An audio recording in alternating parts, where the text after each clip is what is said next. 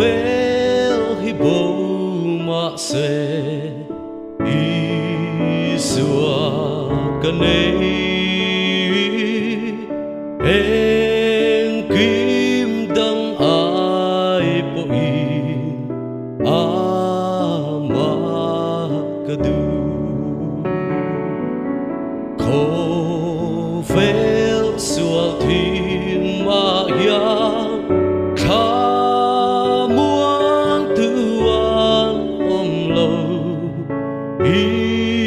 Isua zawng anei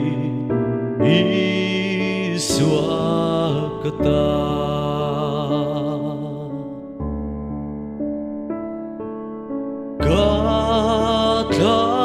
rawh bo lovin Isua suila ama insa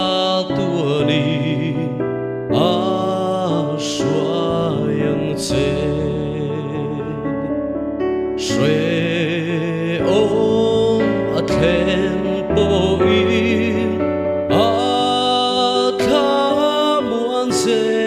zawngte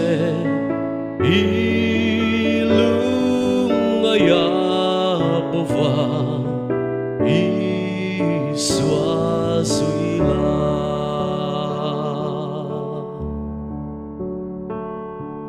Zang lo theng mahse Isua kanei kadan khua avara Isua egi karah dam na tu Isua nena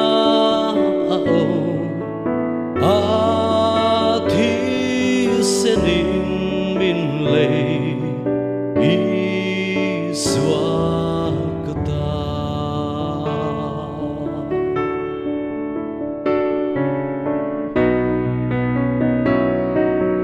theih na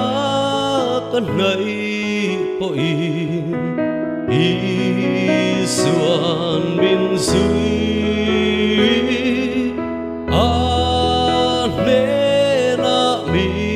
suaya van ram theih zu mi ka khen huni ta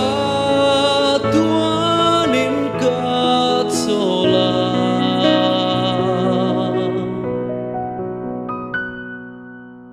ama